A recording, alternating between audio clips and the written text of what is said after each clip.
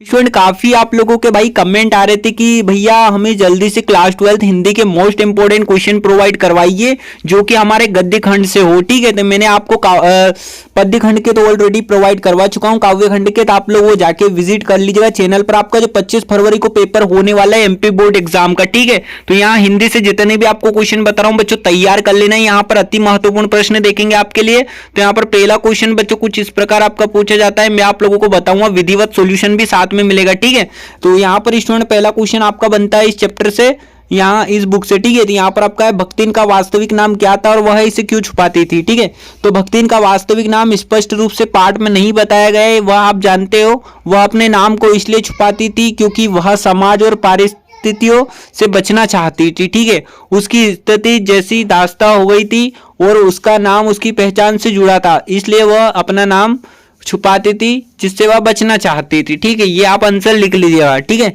Second question बच्चों आपका बनता है तो भक्तिन के आ जाने से महादेवी वर्मा अधिक देहाती कैसे हो गई। तो भक्तिन के आने के बाद महादेवी वर्मा का जीवन ग्रामीण परिवेश के अधिक निकट आ गया था।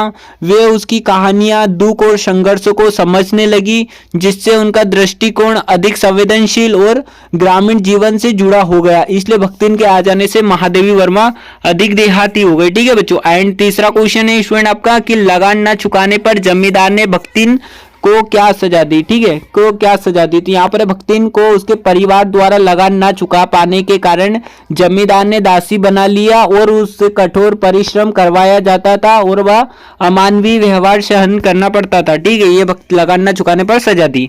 इस आप पांचवे की अगर बात करें बच्चों तो यहाँ पर परचेजिंग पावर से लेखक का क्या आशय है। ठीक है, परचेजिंग पावर का अर्थ होता है किसी व्यक्ति की क्रय शक्ति यानी उसकी आर्थिक स्थिति जो यह निर्धारित करती है वह कितना खरीद सकता है, मतलब।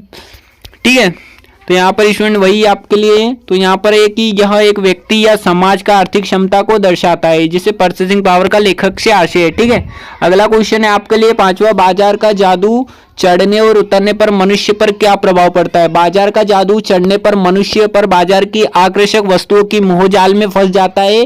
बाजार के इसी आकर्षण के कारण ग्राहक सजी धजी चीजों को आवश्यकता ना होने पर भी वो चीजें खरीदने को विवश हो जाता है।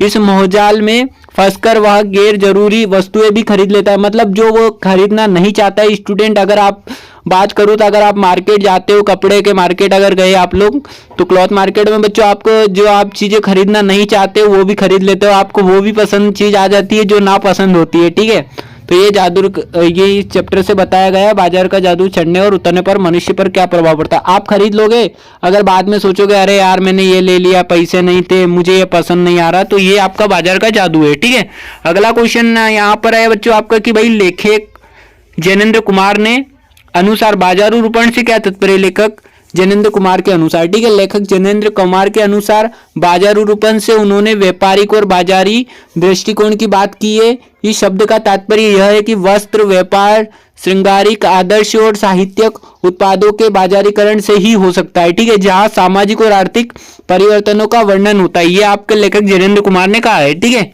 अगला क्वेश्चन है बच्चों आपका भाई पानी दे गुड़दानी दे से लेखक का क्या कहना चाहता है। ठीक है, पानी दे गुड़दानी दे, पानी तो प्यास बुझाने और अन्य कार्यों के लिए, गुड़दानी अर्थात गुड़ और अनाज इन्हें पाने के लिए, ईख और फसलों को उगाने के लिए पानी जरूरी है, इसलिए लेखक ने कहा है पानी दे गुड़दानी दे। ठीक है, अगला क्वेश्चन बच्चों एक ही ढोलक की आवाज का पूरे गांव पर क्या असर होता है।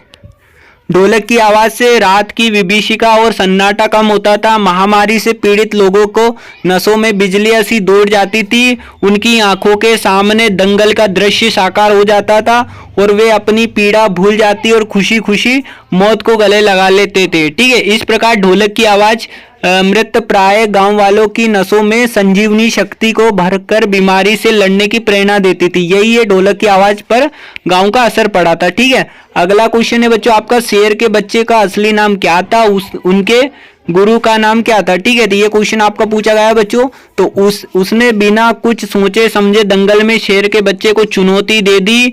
शेर के बच्चे का असल नाम था चांद सिंह। वह अपने गुरु पहलवान बादल सिंह के साथ पंजाब से पहले पहल श्यामनगर मेले में आया था। सुंदर जवान, अंग प्रत्यंग से सुंदरता टपक पड़ती थी। ठीक है, ये आपका हो गया। अगला क्वेश्चन है आपका लुट्टन पहलवान का गुरु कौन था और ढोलक से उसका क्या नाता था। लुट्टन ने कुश्ती के दांव पेच में किसी गुरु से नहीं बल्कि ढोलक की आवाज से सीखे थे। ठीक है, ढोल से निकली हुई ध्वनियां उसके दांव पेच सिखाती थी और आदेश देती थी कि प्रतीत होती है जब ढोल पर थाप पड़ती थी तो पहलवान की नसें उत्तेजित हो जाती थी, वह लड़ने के लिए मचलने लगता था। इसलिए लुट्टन पहलवान ने ऐसा कहा कि मेरा कोई और गुरु नहीं, यही ढोल है। ठीक है, यही लुट्टन पहलवान ने ढोलक को अपना गुरु मानता था। अगला क्वेश्चन है, शीरीष के फूलों की क्या विशेषता है? ठीक है, शीरीष के फूलों की विशेषता, फूलों में लंबे समय तक रहते हैं, वे वसंत में खिलते हैं तथा भादो माह तक फूलते हैं रहते हैं। भीषण गर्मी और लू में यही शीरीष अवधूत बच्चों के मन के तरह जीवन जी का मंत्र पढ़ता रहता हूँ। शीरीष के वृक्ष बड़े व छायेदार होते हैं। ये आपके शीरीष के फूलों की विशेषता हो जाएगी।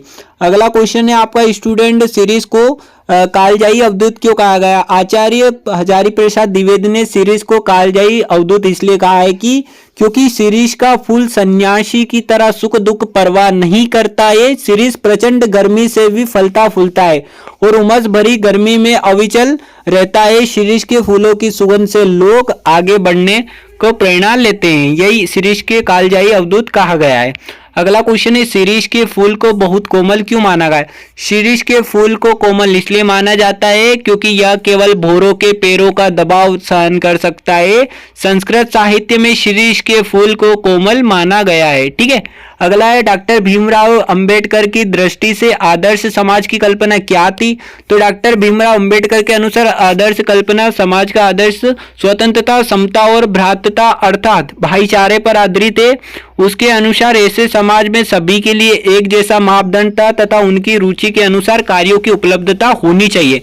सभी व्यक्तियों को समान अवसर एवं समान व्यवहार उपलब्ध होना चाहिए। यही था डॉक्टर भीमराव। अब मनुष्य की क्षमता किन किन बातों पर निर्भर करती है? तो मनुष्य की क्षमता 3 बातों पर निर्भर करती है, शारीरिक वंश परंपरा, सामाजिक उत्तराधिकार अर्थात सामाजिक परंपरा के रूप में माता पिता का कल्याण कामना, शिक्षा तथा वैज्ञानिक ज्ञानार्जन आदि सभी उपलब्धता जिसके कारण सभ्य समाज जंगली लोगों की अपेक्षा विशिष्टता प्राप्त करता है और अंत में मनुष्य को अपने प्रयत्न। ठीक है, अगला क्वेश्चन है बच्चों आपका कि लेखक के मत से दास्ता व्यापक की परिभाषा क्या है? लेखक के आधार पर दास्ता के व्यापक की परिभाषा यह है कि एक व्यक्ति को पेशा चुनने का अधिकार न देना है। इस तरह अमुक व्यक्ति को हम दास्ता में बांध कर रख देते हैं। जब किसी व्यक्ति द्वारा अन्य व्यक्ति के पेशे, कार्य तथा कर्तव्य निर्धारित किए जाते हैं तो ऐसी स्थिति को भी दास्ता कहा जाता है। ठीक है स्टूडेंट, तो यहाँ पर मैं आपको ये 16 क्वेश्चन बता दिया हूँ। इन सभी क्वेश्चनों को अच्छे से तैयार कर लेना है। आपकी एमपी बोर्ड एग्जाम यानी 25 फरवरी के लिए काफी most important, very most important question है गद्य खंड से, तो इनको जरूर तैयार कर लेना। बाकी बेहतरीन तैयारी के लिए फेमस एजुकेशन चैनल को जरूर सब्सक्राइब करें और वीडियो को अपने दोस्तों को भेज दे। और अगले वीडियो में आपको कौन से चैप्टर और कौन सी बुक के इंपॉर्टेंट क्वेश्चन चाहिए सब्जेक्ट कमेंट में जरूर बताएं। ठीक है, जय हिंद विद्यार्थियों।